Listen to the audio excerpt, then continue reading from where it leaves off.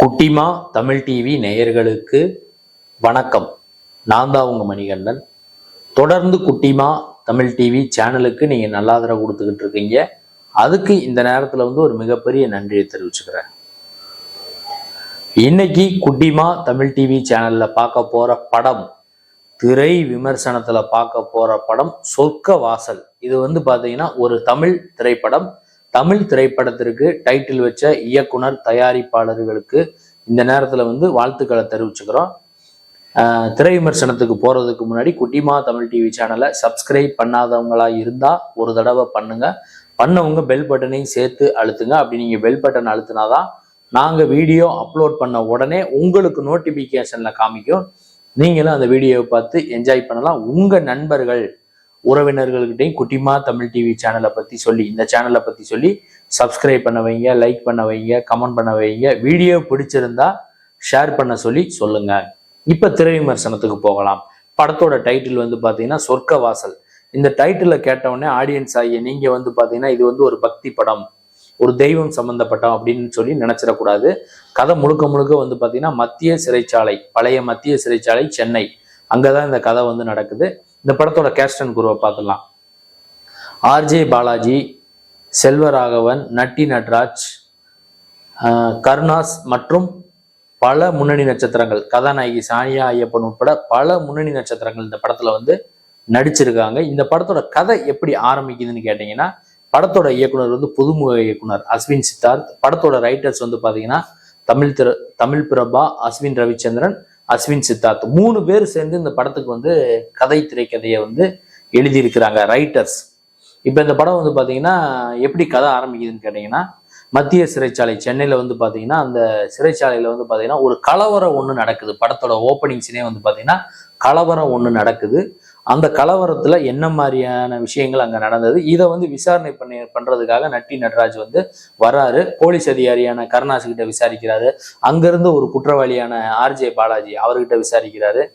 அதுக்கப்புறம் இன்னும் சிலர்கிட்ட இந்த கேஸுக்கு சம்பந்தப்பட்ட எல்லாருக்கிட்டையும் விசாரணை ஆரம்பிக்கிறாரு. விசாரணை ஆரம்பிச்சோடனே பாத்தீங்கன்னா விருமாண்டி பட ஸ்டைல்ல பாத்தீங்கன்னா அதுல எப்படி கமலஹாசன் ஒரு பிளாஸ்பேக் சொல்லுவாரு, பசுபதி அவர்கள் ஒரு பிளாஸ்பேக் சொல்லுவாங்க. அந்த படம் ஜெயில தான் ஆரம்பிப்பாங்க. அந்த மாதிரி இவங்க என்ன பண்றாங்கன்னா, ஒவ்வொருத்தரும் ஒவ்வொரு விஷயம் அவங்க பாயிண்ட் ஆஃப் வியூல சில விஷயங்களை சொல்ல ஆரம்பிக்கிறாங்க. அதை நோட் பண்றாரு இவர் நட்டி நட்ராஜ். பாத்தீங்கன்னா அதை நோட் பண்ணி ஒவ்வொரு ரிப்போர்ட்டா எடுத்துக்கிட்டு கேமரால லைவாவும் ஷூட் பண்றாரு. இப்படி போய்கிட்டு இருக்கும்போது பாத்தீங்கன்னா முன்னாடி என்ன ஒரு கதை நடந்திருக்குன்னா, ஒருத்தர் உதவி பண்றாரு ஆர்ஜே பாலாஜிக்கு. அவரை கொலை பண்ணிடுறாங்க. அந்த கேஸ்ல இவரையே மாட்டி விட்டுறாங்க. இவர் ஜெயிலுக்குள்ள போறாரு. போனவர் எப்படி அந்த கேஸ்ல இருந்து வெளியே வந்தாரா இல்லையா, அங்க செல்வராகவன் ஜெயில அவருடைய கண்ட்ரோல்ல வச்சிருக்காரு. அவரையும் கண்ட்ரோல்ல வச்சிருந்தாரு. அவருக்கும் இவர் ஆர்ஜே பாலாஜிக்கு என்ன சம்பந்தம், இதுக்கெல்லாம் விடை சொல்றதா இந்த படத்தோட முழு நீள திரைக்கதையா அமைஞ்சிருக்கு. இதுல பாத்தீங்கன்னா இயக்குனர் அஸ்வின் சித்தார்த் அவர்கள் பாத்தீங்கன்னா கேஸ்டிங்ல நல்லா கவனம் செலுத்தியிருக்காரு. கருணாஸோட கேரக்டரா இருக்கட்டும், நட்டியோட கேரக்டரா இருக்கட்டும், ஆர்ஜே பாலாஜியா இருக்கட்டும், சானியா ஐயப்பனா இருக்கட்டும், இன்னொரு அந்த எஸ்பி கேரக்டரா இருக்கட்டும், உள்ள ஜெயிலுக்குள்ள இருக்கக்கூடிய சில கேரக்டர் ஆர்டிஸ்ட்லாம் அந்த கேஸ்டிங்ல பாத்தீங்கன்னா முழு கவனம் செலுத்தியிருக்காரு இயக்குனர் அவர்கள். படத்தோட பின்னணி இசை பாத்தீங்கன்னா நல்லா இருக்கு. எங்க வாசிக்கணும், எங்க சைலண்டா விடணும்னு அவர் பக்காவா பண்ணியிருக்காரு. நடிச்சவங்களும் அவங்கவுங்க கேரக்டர் பாத்தீங்கன்னா ஆர்ஜே பாலாஜியா இருக்கட்டும், நட்டியா இருக்கட்டும், கருணாஸா இருக்கட்டும், செல்வராகவனா இருக்கட்டும், இவங்க எல்லாருமே பாத்தீங்கன்னா அவங்கவுங்க கேரக்டர் அழகா நல்லா நடிச்சிருக்கிறாங்க. இந்த படத்தோட மைனஸ் என்னன்னு கேட்டீங்கன்னா, 3 பேர் சேர்ந்து இதுல திரைக்கதை அமைச்சிருக்காங்க. ஏற்கனவே சொன்ன மாதிரி தமிழ் பிரபா டைரக்டர், அப்புறம் அஸ்வின் ரவிச்சந்திரன், 3 பேர் சேர்ந்து பாத்தீங்கன்னா இந்த படத்துக்கு திரைக்கதை எழுதி இருக்கிறாங்க. இது பாத்தீங்கன்னா இவங்க இந்த கதையை சொல்லும் போது சுவாரஸ்யமா கூட இருந்திருக்கலாம். 3 பேர் இந்த மாதிரி சொல்றாங்க, சிறைச்சாலையில கலவரம் என்ன நடந்துச்சுன்னு சொல்றாங்க போது சுவாரஸ்யமா இருந்திருக்கலாம். ஆனா அதை விசுவல்ல கொண்டு வரும்போது பாத்தீங்கன்னா எடிட்டிங்ல சில விஷயங்களை இவங்க கிரிப்பா பண்ணி இருந்திருக்கலாம். இன்னொன்னு பாத்தீங்கன்னா இவங்க கிரிப்பா சுவாரஸ்யமா படத்தை எடுத்து கொண்டு போனாதானே அவர் எடிட்டரும் அதை எடிட் பண்ணி கொடுக்க முடியும். அது ஒரு விஷயம் இருக்குல்ல. எடிட்டரை மட்டுமே நம்ம குறை சொல்லிட முடியாது. 3 பேர் எழுதின திரைக்கதையில பாத்தீங்கன்னா சுவாரஸ்யமான காட்சி அமைப்புகள் இல்லை. அடுத்து இதுதான் நடக்க போகுது, அடுத்து இதுதான் நடக்க போகுதுன்னு படம் பார்த்துக்கிட்டு இருக்க ஆடியன்ஸ் நமக்கு பாத்தீங்கன்னா தெளிவா ஸ்கிரீன் பிளே சொல்லிடுது. இதே மாதிரி பேட்டர்ன் தான் பாத்தீங்கன்னா மகாராஜா படத்துல இருந்தது. ஆனா பாத்தீங்கன்னா அதுல சுவாரஸ்யம் இருந்தது, ஒரு சின்ன குழப்பம் ஒண்ணு இருந்தது. அப்படி என்னதான் நடந்திருக்கும், விஜய் சேதுபதியோட வாழ்க்கையில அப்படிங்கிற மாதிரி அந்த கதை வந்து பாத்தீங்கன்னா நான் லீனியரா தான் போகும். நேரடியா கதை போகாம பிளாஸ்பேக் அப்படின்னு தான் போகும். அதே மாதிரிதான் இந்த படத்துலயும் வந்து பாத்தீங்கன்னா விருமாண்டி படத்துல வர மாதிரியே வந்து ஒவ்வொரு விஷயமா சொல்றாங்க.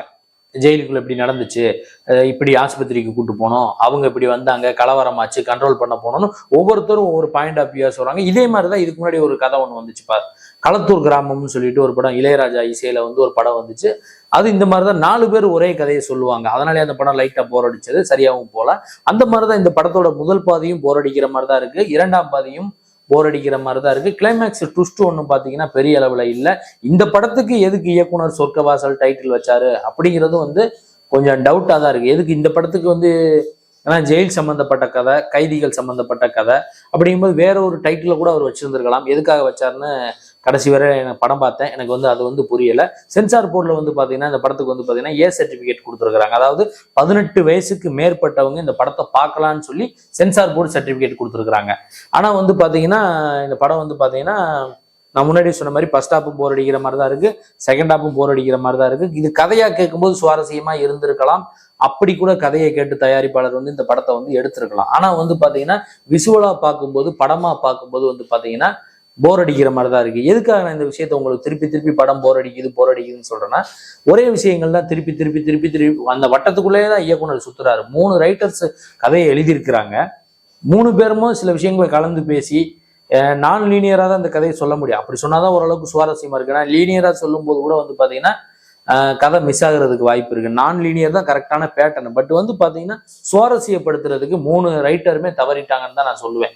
திரைக்கதையை வந்து கிரிப்பா பண்ணியிருந்தாங்கன்னா அந்த படம் பெரிய அளவுல ஹிட் ஆகக்கூடிய ஒரு வாய்ப்பு இருந்திருக்கும். அப்படி இருக்க சூழ்நிலையில வந்து பாத்தீங்கன்னா இது வந்து பாத்தீங்கன்னா இந்த சொர்க்கவாசல் ஆடியன்ஸ் தியேட்டர் வாசலுக்கு போய் இந்த படத்தை வந்து கொண்டாடுவாங்களாங்கிறது வந்து பாத்தீங்கன்னா கொஞ்சம் சந்தேகம் தான். மேக்கிங் வைஸ் பாத்தீங்கன்னா இயக்குனர் வந்து நல்லா மேக்கிங் நல்லா பண்ணியிருக்கிறார், டீட்டெயிலா எடுத்திருக்காரு சில விஷயங்கள்லாம். இன்னும் சில வன்முறை காட்சிகளை வந்து தவிர்த்துட்டு யூ சர்டிபிகேட் வாங்கியிருந்தாங்கன்னா ஃபேமிலி ஆடியன்ஸும் உள்ள வர்றதுக்கு ஒரு வாய்ப்பு இருக்கு. நான் பண்ண இந்த ரிவ்யூ, இந்த சொர்க்கவாசல் திரைப்படத்தோட திரை விமர்சனம் உங்களுக்கு பிடிச்சிருந்தா, இந்த வீடியோ பிடிச்சிருந்தா லைக் பண்ணுங்க, கமெண்ட் பண்ணுங்க, ஷேர் பண்ணுங்க. மறக்காம குட்டிமா தமிழ் டிவி இந்த யூடியூப் சேனலை சப்ஸ்கிரைப் பண்ணாதவங்களா இருந்தா பண்ணுங்க, பண்ணவங்க பெல் பட்டனை சேர்த்து அழுத்துங்க. அடுத்த வீடியோல இதே மாதிரி ஒரு திரை விமர்சனம் அல்லது சினிமா செய்தி அல்லது இதர செய்தியோட மீண்டும் நான் உங்களை வந்து சந்திக்கிறேன். குட்டிமா தமிழ் டிவி சேனலை பார்த்து ரசிச்சுக்கிட்டு இருக்க நேயர்களுக்கும் ரசிகர்களுக்கும் பொதுமக்களுக்கும் மிக்க நன்றி.